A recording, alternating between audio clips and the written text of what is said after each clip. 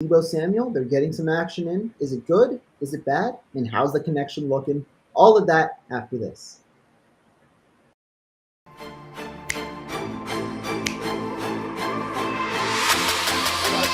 Let's go get him. Let's go get him today, man. Let's go. Hey, dominate on 3. 1, 2, 3. Dominate.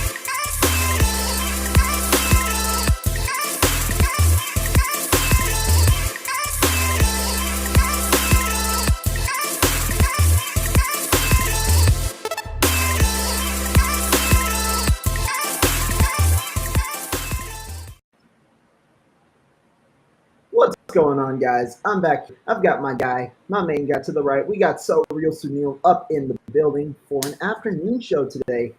And we're going to be discussing some 49ers. The 49ers had their off day, but before we get to that, Suneil, how you doing today? My guy, 49ers have an off day, but the work ethic that you put in to still be in the locker room to this day on an off day, amazing, my man, amazing. That's why you are seeing the elevation and the crescendo in your career. It's nice to see and be a part of it. Yeah, definitely. I mean, I got to stay tuned. I got to get the info. Straight from the locker room. This is definitely not a backdrop. This is definitely not fake or anything. But we got to get back tuned up. I was expecting today to be a mellow day.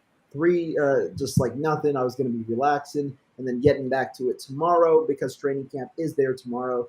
That's not the case. We've got 3 shows on my docket today. This one, then check me out on Grant's channel, Grant Cohn, that is, at 3 p.m. And then check me out with the 49ers Red Zone podcast at 5 p.m. So be sure to be on the lookout. We've got 3 shows for you to keep the content going and just talking some 49ers, breaking things down. And I kind of like these shows because no real info came out today. So we should just reminisce and see exactly what happens over the last couple of days. Yeah, and I got to say that lineup is pretty elite, right? So I'm pretty glad that I get to start it off, but you got some heavy hitters after this with Grant, obviously the granddaddy of them all, and Marco, who's, elite at what he does. So excited 100%. For you, man. It turns into a great day.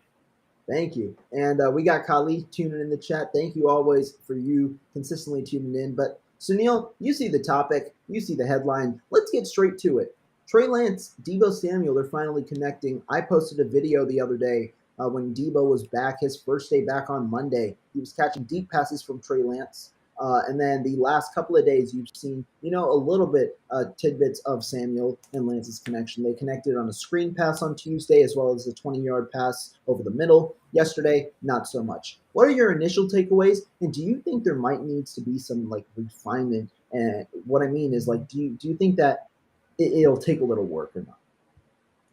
Yeah, I mean, I think that's the biggest point, Rohan, is no matter what the connection is going to take work. And the reality is Trey Lance and Deebo just haven't had the chance to put in that much work together because of this contract issue that, the 49ers and Deebo have had. You can tell that the connection between Brandon Ayuk and Trey Lance is, where it needs to be or flourishing because of all the work and the practice that they've put together. I have no doubts in my mind that now that Deebo is there with the work ethic Deebo has, with the work ethic Trey Lance has, they're going to get it together. But this is just a product of lack of opportunity to really work this whole offseason. And in reality, we've seen that Deebo and Trey in games can make some pretty nice connections, obviously a la Houston and that touchdown pass that Trey had to Deebo. So I think this is something that, once again, like we mentioned on our show last night, it's going to be constant progression. What we see right now isn't the prime or what we're looking for. Obviously, we would love to see it more like what we're seeing out of Brandon Ayuk and Trey Lance. But Deebo hasn't been on the field much with Trey. Trey and Deebo haven't worked in the offseason too much. So this is, I think, what you would expect, right? It's not like they could just telepathically understand each other's timings and understand each other's what they like, what they don't like. It's going to just be through constant conversation, constant reps. Hopefully they'll put in some time, after practice, before practice, much like the elite combinations do. I know, back in the day, we used to hear all of the stories about Peyton Manning and his relentless work ethic with his receivers, getting all those timing plays and things like that with all the work they did outside of, just practice. So I imagine that Deebo and Trey understand that for both of them to be very successful, they need each other very much, and they're going to put in the work to get there. So I have no worries about it right now, Rohan. Right. And I mean, when you talk about the examples you just provided, right? The most important thing right now is just developing the rapport, right? Debo hasn't been out there for a great portion of practice yet. He's only been there for 3 practices. And one thing I want to stress: what happened last week on Wednesday and Thursday of practice with Brandon Ayuk? He initially struggled. He struggled to win against the ones. He had a slow start to camp. He dominated, obviously, the twos and the threes, but you wanted to see him win against the ones, and he initially struggled. But fast forward to Saturday, and then the 3 days of this practice, he's the best player on the field offensively. So really, it's not even with a guy, because remember, Trey Lance and Deebo Samuel have been working together for the entirety of the offseason. So even with a guy who you have that much of a rapport with, it still takes some time, which is why I'm not going to worry at all. And I really don't worry given the talents of the two players, right? Deebo Samuel, obviously being an elite talent. He dropped a pass yesterday, but he's still getting into the groove of it, probably shaking off the rust. Ran a wrong route yesterday or ran through a wrong pass yesterday. So that's something also to mention. So you just got to, get back into the groove of it. Not too worried at all, but I am interested to see now who ends up getting the wide receiver. It's not the wide receiver one snaps, but the wide receiver one numbers, because what happens with young quarterbacks in their early portion of practice and the early portion really of, or sorry, not practice, of the season, they tend to go to what they're most comfortable with. And what are they most comfortable with right now? At least Lance, it's IU. Ayuk is high. George Kittle is number 2. Deebo Samuel might start the season, despite being wide receiver 1, as the third highest receiving total guy, especially if he's utilized in a little more of the rushing role as well. So I'm interested to see how do they balance out, because when we saw last year's throwing charts, right, when Lance didn't have a rapport with anybody, he threw to all facets of the field and all like completely different players, right? It wasn't just Ayuk, and it wasn't just Samuel that he targeted. He targeted a ton of receivers, and so I'm wondering, does that stay? Does he heavily target the top guys? And where does Deebo Samuel fall in the mix? Yeah, I don't think I'm worried too much about that, Rohan. I mean, I don't disagree with the thought process, but I do believe Trey Lance is the type of cerebral quarterback that's going to take what the defense gives him. And there's just too many opportunities for Deebo in the flat or Deebo in the short timing routes that are just going to turn into big plays. That's kind of where Jimmy got all of his yards, right? It was basically throwing a short pass to Deebo and it going for a lot of yards. So I don't necessarily see Trey force feeding any one player. And I think that's going to be the telltale sign of a good quarterback, right? The good quarterbacks in the league tend to pass it to whomever is open. I think that there's going to be a lot of opportunities for Trey Lance to make like choices because a lot of guys are open, and maybe in that case he'll go for maybe Ayuk over Deebo, but more because Ayuk is usually the deeper route. But as far as just I don't think Deebo or anybody in fantasy world should look at, okay, maybe I shouldn't take Deebo high just because he's going to get a drop in opportunities. I think he will, just because there's more talent in Brandon Ayuk's resurgence or assurgence into the game. But I do think Deebo is going to be utilized quite a lot. I still think, when you have a weapon like that, it'd be idiotic and damn near criminal, Rohan, to not utilize Deebo, because he's a walking 20 to 25 yard play. You give him the ball anywhere and he's gonna do positive things with it. So I think this is just needs more time. I guarantee you 7 days from now, when we're doing this show or whatever, and we're breaking down week 2 of training camp, we're going to be talking about a completely different narrative when it comes to Trey and Deebo.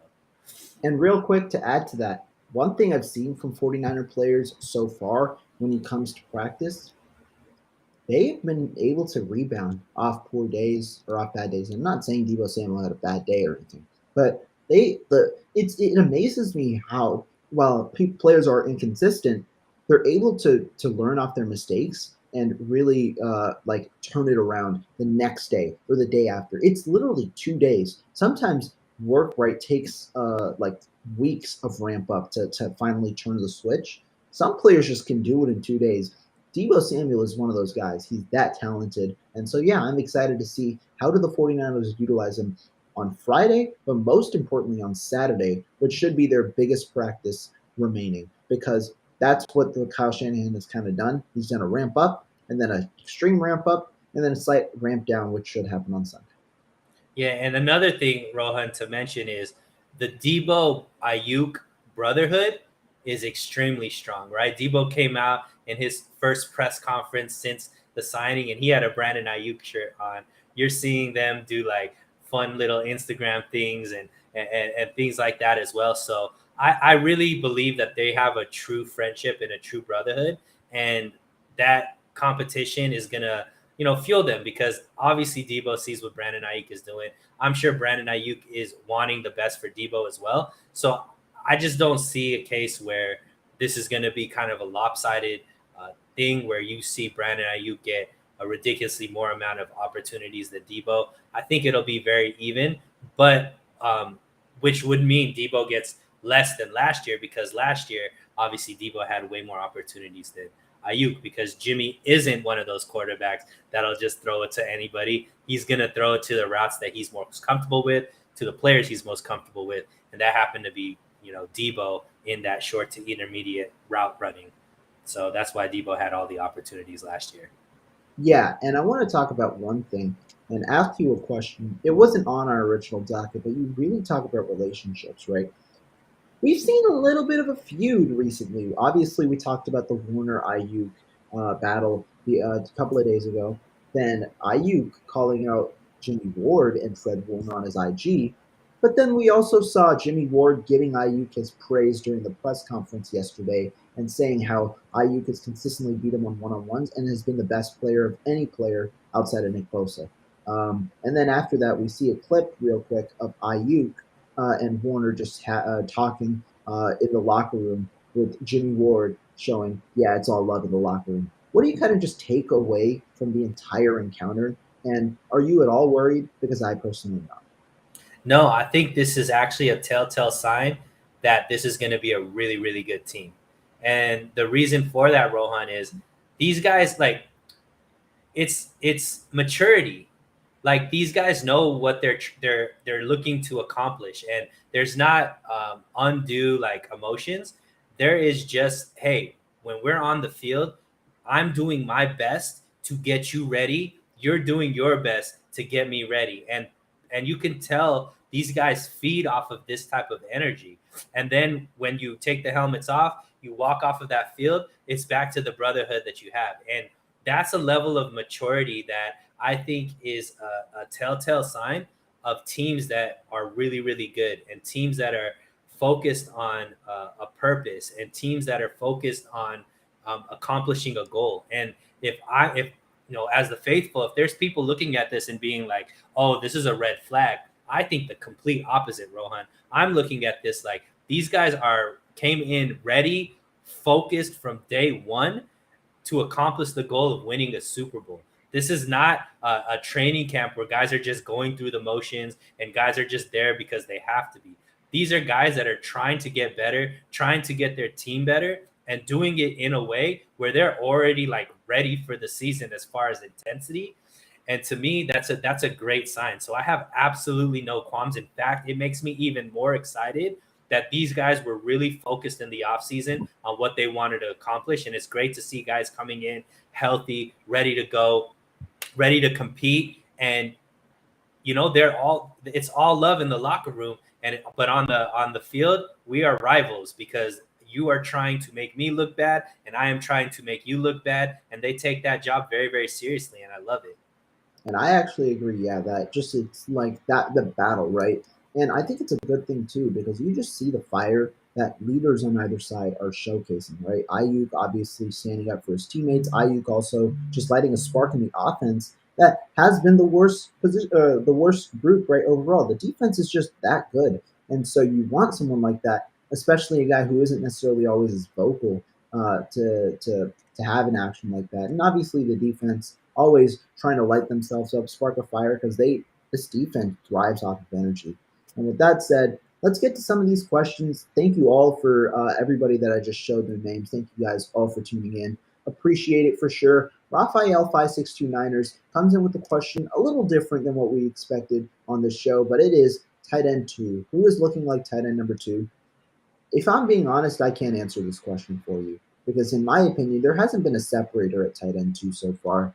The two guys that, like yesterday was George Kittle's off day, so you expected somebody to kind of jump out of the realm.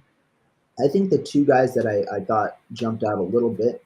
Well, really, there was. I wrote about this in an article today. I'll pull it up, but I know one of them was Tanner Hudson. He had 3 targets yesterday, 2 catches, and then one of them, I believe, was a. Was it? I think it was like an incompletion as the other one. I'll pull up the piece right now and go to the tight end section. Guys, real quick, if you guys want to see position by position breakdowns and daily news, be sure to check out my articles on 49ers website. That's where I'm posting the content about the daily news. But tight end wise, Tanner Hudson won 2 one-on-one reps against Leon O'Neal yesterday. Dwelly beat Tavarius Moore and Talanoa Hufanga as well in one-on-ones, although Tyler Kroft had a down day, was held in check by Hufanga on 1 rep while beating George Odom later. Hudson did see 3 targets yesterday. One of them ended up becoming a drop overall. And really, none of the other tight ends saw any action on 11 on 11. So I'd say maybe Tanner Hudson at the moment. But if Charlie Warner can come back, that's a pleasant addition because tight end 2 has been a little bit of an up and down era so far. Rohan, I have a question for you. Mm-hmm. Because, the tight end 2, I guess, pool of guys from tight end 2 doesn't really have the upside of a Jordan Matthews, who obviously, unfortunately, was lost for the whole season, right? So maybe the I guess, pop out of the tight end position through the passing game, just the talent that's there. I don't know what that ceiling is there. Could you see a realm where Kyle Juszczyk gets utilized maybe as the tight end 2 in some of these sets because he has, some size, good at blocking, but also has really good hands. Do you think that he might be able to be moved into that tight end 2 role now that they have like a healthier backfield, plus where there's a need for some more talent maybe infused in the tight end grouping? I could see it, and the reason why I haven't, it's not that I haven't seen it yet. I don't think I haven't paid attention too much on that realm with Juszczyk at the tight end spot because I haven't really seen too much of that action yet. But the 49ers are trying, it looks like at least the 49ers are trying to give him a little bit of a bigger role. I've seen him play in the slot a couple of times. I've seen him line up in the slot, which is interesting with the first team offense. He obviously only plays with the first team offense. He's been at fullback. I've seen him in the slot. And I think if nobody really materializes as a winner out of this group, maybe you see that. And maybe you see the 49ers carry just 2 tight ends on the roster with Juszczyk serving as TE3 and a hybrid running back as well, because that does save you a roster spot where you can add a better player at a different position and keep and utilize Kyle Juszczyk more, because obviously he's a guy who probably deserves a couple of more touches a game given his talents. He's strong, and he can also run routes, which is important at TE2. I haven't necessarily seen it, but that is something I'll definitely be on the lookout for. Great observation. Yeah, and the reason why I brought it up, Rohan, is because I think later on in the season last year, we did see some of that from Kyle Shanahan using Juszczyk as more, tight end 2 / like slot or whatever it was, where he got more opportunities to run routes and be a pass catcher. So I just think that might be another option just in case they don't find anybody out of this tight end group because of the injuries or whatnot. Yeah, definitely. And I mean, when you talk about like the tight end 2 injury part, right? Jordan Matthews, the injury is interesting. And that kind of leads us to another question here from Ronnie Montoya, saying with Matthews and Warner injuries, did the team bring in another tight end? Because remember, Matthews is going to IR. That now frees up another roster spot for a potential tight end. Do you think that could happen? I mean, who's out there, right? They already have like quite a few tight ends that they're looking at, right? They have, you mentioned Tanner Hudson. There's Kroft there. There's still both Dwelly. So I mean, I guess maybe, but I don't really see the point. It's like you already have those many bodies in there. It's not like they're going to be carrying 4 or 5 tight ends, right? They're really only looking for maybe one. I mean, I think it's kind of ideal, wouldn't you say, Rohan, if they just carried 2 tight ends and kept that extra roster spot for maybe another corner or another defensive lineman because they're bringing in so many linemen, like, or offensive linemen too, like Yeah. that might be just another way of shaving off a roster spot to add to maybe groups that are way more talented because you have a hybrid guy like Juszczyk who could play running fullback as well as slot in at the tight end position if they need be on certain sets. Yeah, and Chris Pola brings it up. I'll give my 2 thoughts on this because the first is that extra roster spot on the 53-man roster would be very vital because one thing, you talked about the offensive line, and I'm sure the 49ers can use this spot elsewhere too. Offensive line, they carried 8 guys last year. But this year, they have a true center battle. It was because Brendel was on the PS, right? Practice squad for the entire year. This year, they have a true center battle. Brendel is there. Brunskill is there. You might want to carry 2 for certain depth because last year, I think they could probably stash Brendel on the PS. I don't. Maybe they can this year as well. Maybe they do that. But Brendel might want an NFL level contract this year rather than the 252,000 from the practice squad. And so they might keep Brendel on the active roster because they view him as a valuable piece as well. Because if Brunskill wins the job, there really isn't any other NFL caliber center on the right. The only other guy that I could even envision is Nick Zakelj. And so far, he's played with the third team and second team only, and primarily more with the third team now. He's a little more of a developmental piece for 2023. So I could see them carrying 9 and carrying Brendel as well, as opposed to the 8 last year. And that leads into the TE where you bring in maybe only 2 guys and keep Juszczyk. But now the 49ers have 89, right, on their 90-man roster. I don't think they even need to move off of Jimmy to get another tight end because Matthews goes to IR. But the one guy that I'll say, this is the guy that I was talking about when I looked at the question, that was Eric Ebron. Now, the 49ers have a bunch of tight ends. The problem is none of them are really that great, right? They have a bunch of depth. And so for Suneil, I think your point is good in that why add more depth instead of like the problem is the 49ers don't have a lack of depth. That's not their issue. They have Tanner Hudson, they have Ross Dwelley, they have Troy Fumagalli, they have Tyler Croft. I mean, like those are their 4 other guys apart from obviously the main honcho in George Kittle. And if you want to give Juszczyk tight end reps, you might even include him there, and that's 6 right there in the bunch. But Eric Ebron has been a proven guy, and he could be a valuable addition. I would not mind if they brought in Ebron and had him try out at least. He might not make the 53-man roster like a Michael Pruitt didn't last year, but have him come in for training camp, especially with Jordan Matthews going out, I would not mind that. Yeah, I mean, he is on the downside of his career, but I guess it kind of just depends on what Kyle Shanahan really wants to do with that position. I mean, I don't think even if you brought Ebron in, if George Kittle goes down, you're in a whole heap of trouble because none of those guys are the caliber of Kittle and even close to the level of the drop off from even if you brought in Ebron is so much worse than what George Kittle is. So I think you just give reps to the guys right now that have been working with you. See if anybody kind of separates themselves to get that tight end 2 position. I really think it's Ross Dwelley's job to lose at this point, just because he's the most familiar with the system and been able to make the roster every single year that he's been on it. So it's probably just going to be Ross Dwelley, and I really like the idea of just keeping those 2. Maybe practice squatting some of these other guys and utilizing Juszczyk more in those type of roles because I think Juszczyk would be a tough matchup for the linebackers to guard, which are usually the guys in those type of two tight end sets that end up having to guard one of the tight ends. Yeah, and I mean, when you talk about that, I think Ebron would be fine as an addition because he is receiving. The reason that I can see it is because the 49ers want 2 tight end cents. That's something that I've seen that they've wanted since Jordan Reed has been there. I know I see this comment. Can't wait for the Ross Dwelley talking.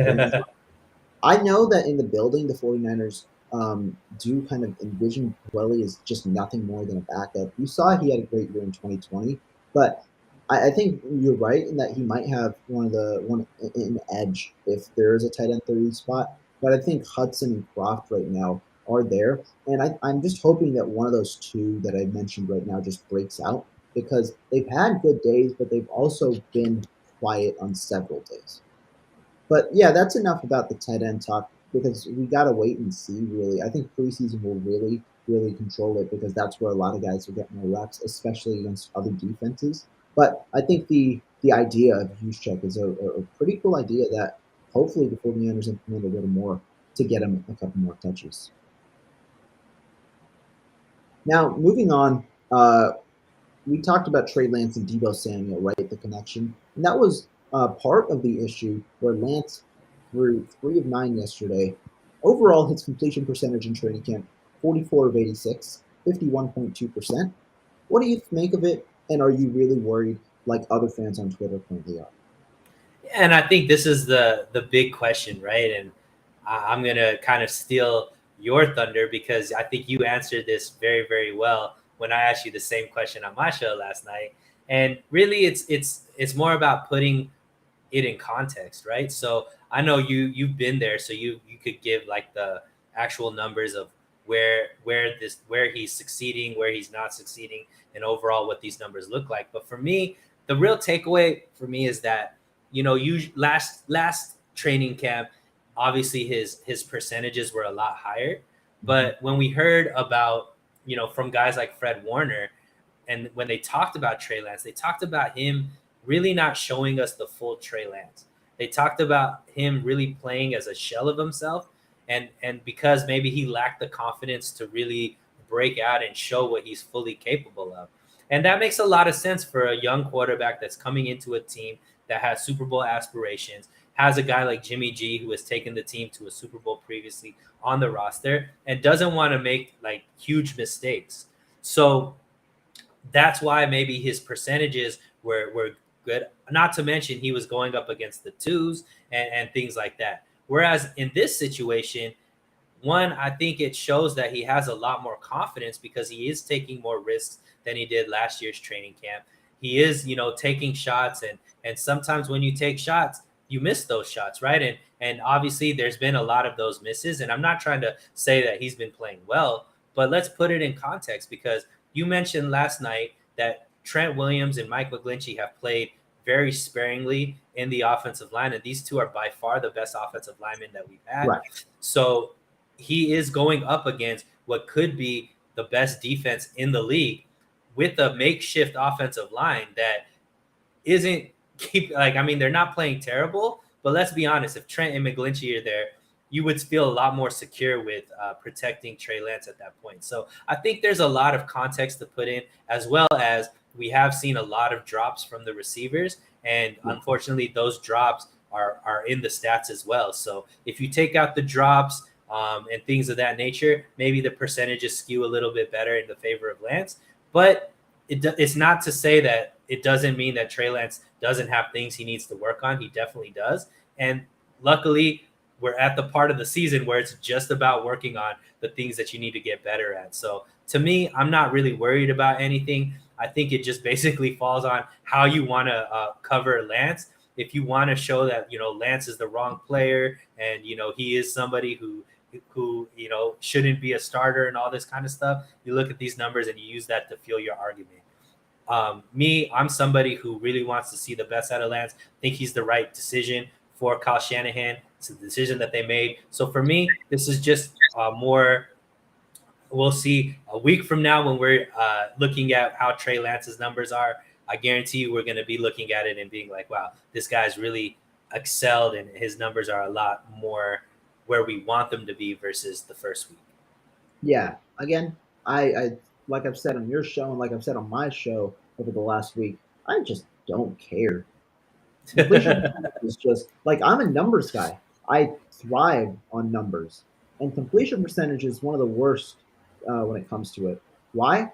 Because it doesn't tell you the story. It just tells you what you want to hear. And so completion percentage does not tell you how accurate throws were. They don't tell you about the drops. They don't tell you about the throwaways, the batted passes, They also don't tell you where the location of the ball was, right? So when you read off the Lance stats, 44 of 86. Yeah, that's atrocious, right? 51.2%. He must be a bust.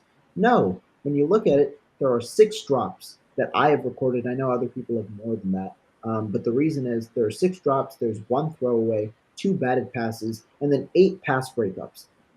On pass breakup throws, all the throws are accurate. It's just the defense makes a great play. Sometimes the defense just wins the rep. And sometimes the ball bounces off the receiver's hands and then the defense makes a play on it as well. So you can count that as you may with the pass breakups and the drops. You can factor them as you are. But overall, Lance, it's not the accuracy hasn't been an issue. It's just sometimes, the timing, the connection, just getting the ball complete overall. That's what needs to kind of improve because, like you say, it's 50% of the time the pass is incomplete. How do you improve that? But overall, that accuracy, I'm not worried. Lance has been one of the more accurate quarterbacks when you factor in the entirety of his throws. And really, it also matters where you're throwing the ball. Nate Sudfeld and Brock Purdy have completion percentages near 70% overall in training camp. However, 70, no, not even 75, probably even more than 75% of their throws come under 10 air yards, whereas Lance is continuously trying to air the ball out. Why? Because this is training camp. This is practice. You try and figure things out, and you try and see what works and what doesn't, and to implement your install, right? And so you've seen days where Lance is continuously trying to throw deep, and to no avail sometimes. Maybe the ball is accurate, maybe it isn't. But overall, Lance has been pretty accurate deep. Apart from yesterday, he had a bit of an off day, but overall, he's been pretty accurate deep, which is a good sign because the 49ers haven't seen that from their quarterback since Colin Kaepernick in like 2013 and 2014. So that's something that I'm excited to see because I think that the 49ers are going to tend to try and go towards the deep ball a little more than normal because it's Lance's strong suit right now as opposed to the other passes. Yeah, I just chalk it up to arm fatigue. Oh, you had to say it. You had to say it. Now my subscriber is going to go all the way down now. Yeah, but I mean, Lance, I think the jury obviously still out on him. There's optimism around the building, hence the thumbnail of this video as well. But let's be yeah, let's put it in perspective as well, Ron. Didn't mean to cut you off, but go for it. If you look all around the league right now about how people are talking about the quarterbacks, Justin Herbert, 8 of 20. Yeah, it's very, very similar, right? I think Mitch Trubisky over in Pittsburgh is like 1 for 21 or something like that. It's like this is going on all around the league. Like, and guys, like, I mean, you mentioned Justin Herbert, who some people look at him as a top favorite for MVP this year, right? So it's these are where quarterbacks are really trying to figure things out, like you mentioned, taking a few risks. They're making decisions that they necessarily wouldn't make in game time or when it really matters, right? They're just trying to see, hey, do we have this? What do we what can we do with this in the future, or what do we need to work on to make this more of a consistent thing? So I think I agree with you when you said I don't care, because we don't really I don't think is the way that Trey Lance is going to play during games, right? He's going to make different decisions. He's going to take what the defense gives him to make sure that he's keeping the chains moving. He's going to play smarter when it comes to down and distance and things like that. They're not worried about that in training camp. Right now, it's just about, let's see what we can do. Let's see if we can make a play. It's kind of like us talking about playing street ball and then figuring out our stats and being like, man, you had a terrible game. Well, everybody throws the ball. Don't talk about me. You talk about no, but I'm just saying, like, when you're quarterback, you're not taking the short passes in street ball. You're trying to go deep every single time. So that's kind of like the way that I look at it. Obviously, that's an over generalization of what's really going on. But the point is, this isn't, I don't think, a testament to how Trey Lance is going to play. You mentioned these balls are not inaccurate. It's just maybe timing, which we do understand. This is early. So when would they have been able to get the timing down? It's right now that they're getting the timing down. And then going up against a damn good defense, right? So especially with the cornerback room that they have, going up against guys like Ward and Mosley, it's going to be tough for any quarterback. So I think it's more about circumstance. And like you said, I think you're doing a really great job putting it into perspective to not over exaggerate what's really going on. Either way. Right. Definitely. I just found this comment funny. Raiders versus Jags. That's tonight. The reason being, who are the quarterbacks that are going to see some time tonight? Nick Mullins is a Raider. CJ Beathard is a Jaguar. And you know how both quarterbacks get some preseason action. So it's the Jimmy Kyle Garoppolo Shanahan show. Bowl. It's the Yeah, Kyle it's the Shanahan Bowl. This is what we call it. I'm tuning in today. But it's also funny. I saw this comment. It was funny. A report came out today. Matthew Stafford actually, his elbow is experiencing some fatigue or something. So they're going to limit his practice reps over the next couple of days because they believe it's an issue. And you heard Kyler Murray also have some throwing issues or something like that experience, and obviously the storyline has been Lance. I'm sure, like if we're being honest, right? I'm sure there's some merit to it. I'm not thinking Mike Silver and Colin Coward are pulling shit out of their ass, right? But instead, I think it's still it's just funny to see how the entirety of this offseason is just boiling out. Yeah, tendonitis. Yeah, and I mean, this is all we're going from not really throwing a lot to throwing a lot. So I mean, this is all wear and tear. Obviously, Expectations, right? Matt Stafford has been in the league for quite a long time. He'll be fine by the regular season. You know, they're just everything is over exaggerated right now because you're not really there's not games that you could cover and stuff like that. So every little report will become a big report. So I'm not too worried about any of it. Yeah, definitely. Now let's hit on a different topic because obviously we talked about it a little bit earlier today, and that is Jordan Matthews, his injury. Overall, the 49ers have had somewhat of an injury bug in a way to start, right? Matthews, or Armstead, Hassan Ridgeway out for a little bit, and then the big one is Mo Hurst out for the year. So do you think the injury bug is hitting for the 49ers right now? And are you concerned in a way due to the early injuries? Because some of the other ones that haven't been reported that I'll say here, Ray-Ray McCloud seemed injured for a couple of days. He returned to practice yesterday, but wasn't in team drills the days before. Same with Jeff Wilson Jr., undisclosed injury. I mean, injury bug, I think that's just football, right? I don't think it's like a curse or whatever. The Mo Hurst one kind of hurts because, you know, he was obviously out last season as well for a majority of the season. And he was, I think, going to play a big role in case a guy like Kinlaw, doesn't or gets injured, right? Because we've seen him injured quite a bit. So that definitely hurts when it comes to a depth piece. But 49ers have signed some guys to maybe replace in that depth. Yeah, I mean, guys are getting nicked up. I think you see this a lot early in training camp because guys are going from working out on their own, and you just can't replicate the intensity and the adrenaline when it's pads on and everybody's there going full speed. So I think a lot of these injuries are just people realizing that, you know, they're maybe pushing themselves a little bit too hard, maybe aren't fully in shape the way that they need to be able to stay healthy.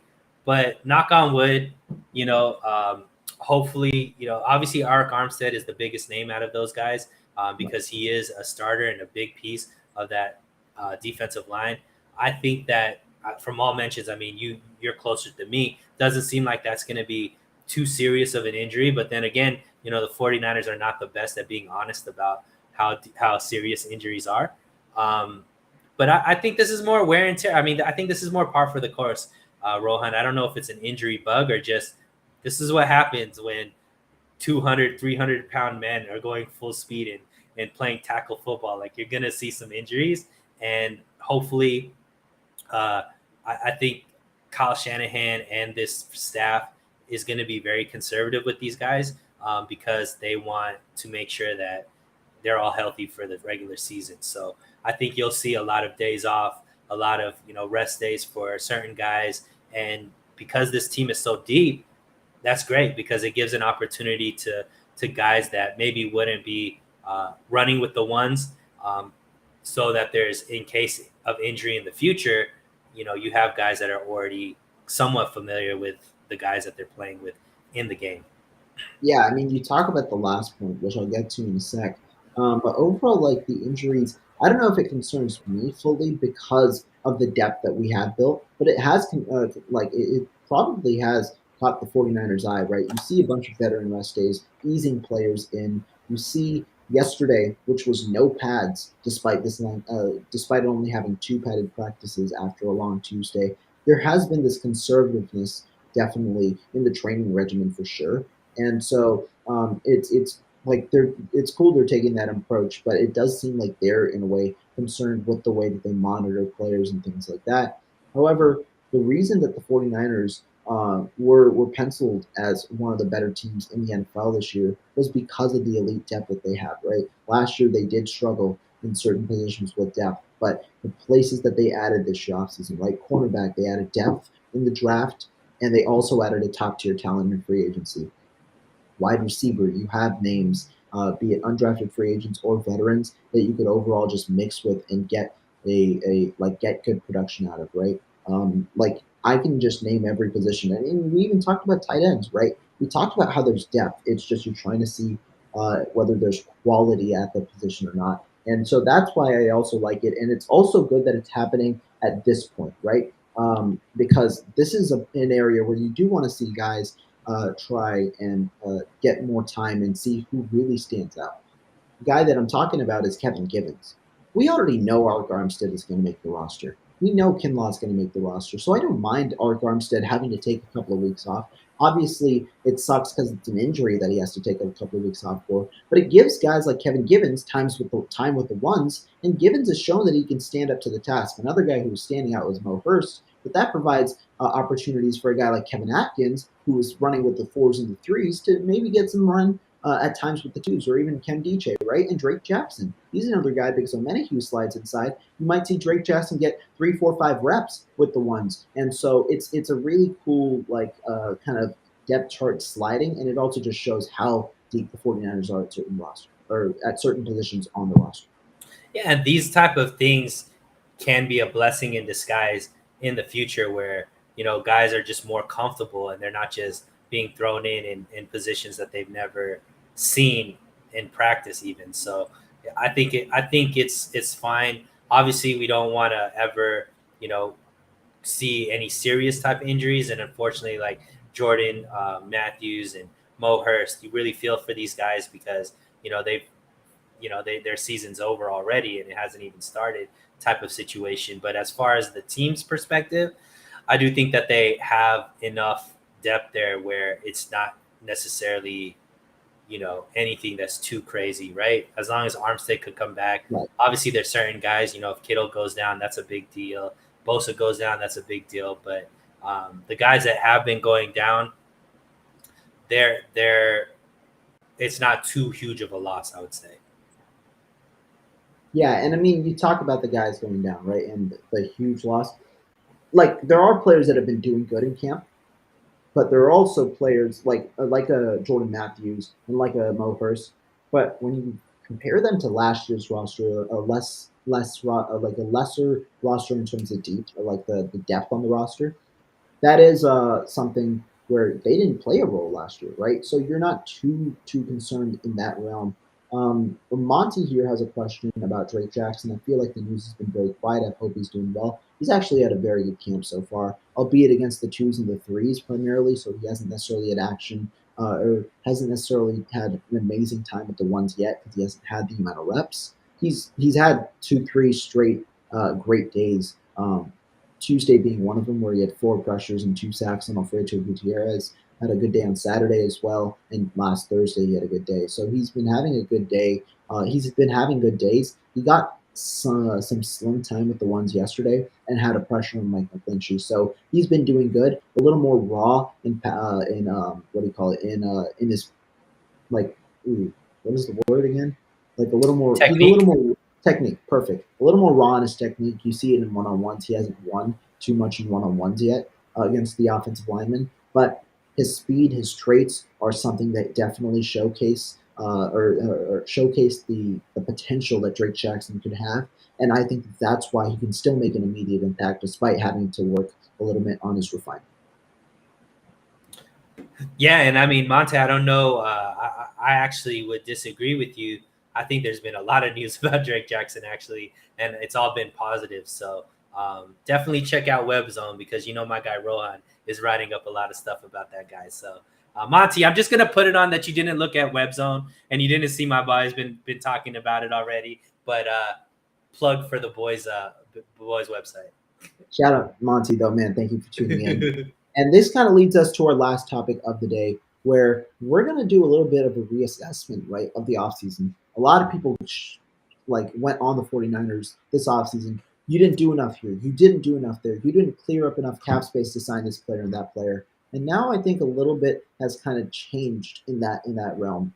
I know you have a couple of thoughts. I want you to give me your thoughts about this entire idea. Yeah, and this was something I got killed for a lot in the off season because there was this whole term that was going around, Rohan. I don't know if you remember, but I'll remind you if it was. It was saying the words were all in. And there was a lot of very vocal people in the faithful that kept saying that this front office is trash because they didn't go all in, right? And for me, I know there was a lot of guys. I know myself. I know Breezy. I think you also were on. You didn't. I don't think pick a side. You were kind of like neutral. But no, I was really in the mindset that this was a really great offseason. And the reason for that is the 49ers issues have never been top end talent. It's always been how dealing with the depth.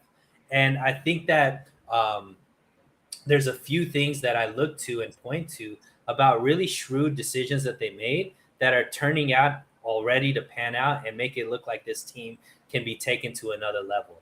And the first decision was who they actually went after in the offseason to give the big contract to.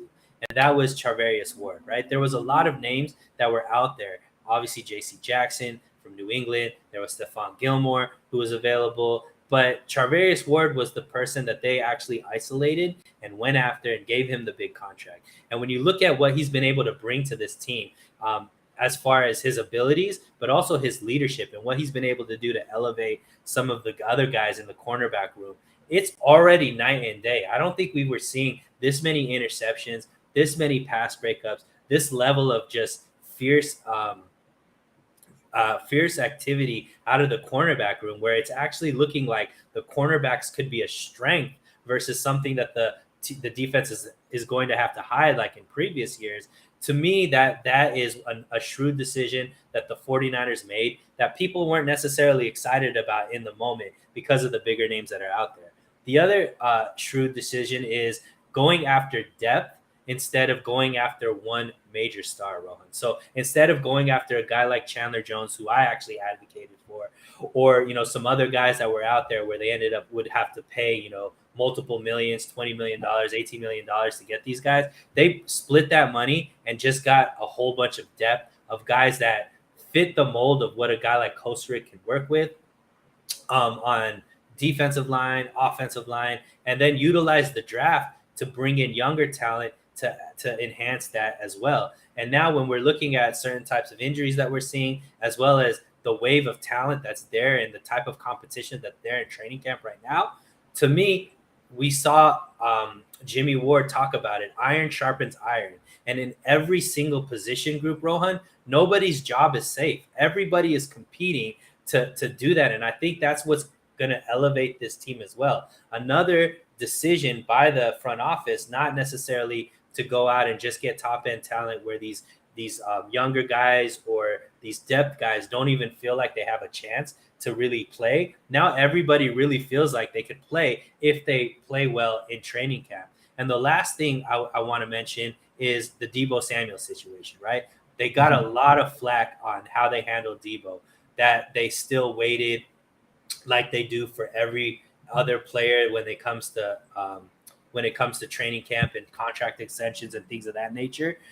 I guess the line that the front office always stated was Deebo is in our future plans. We are going to we do want him to be here, but they also stood firm in their timeline and didn't allow the outside media, didn't allow the pressure that Deebo was playing, didn't allow the pressure that the faithful were playing affect what they had the plan to do. And they ended up getting the job done. It ended up being a contract where both sides were happy, and once again, a contract that I think is team friendly, being a 3-year extension instead of a 4-year extension, because it gives them a lot of options, because that's the same timeline as when Trey Lance is going to need his, we need to be re-up. Brandon Ayuk at that point, they're going to have to make a decision on as well. So to me, those are like 3 big points, Rohan, where I look at what the front office has done. And for me, I think they had a fantastic offseason.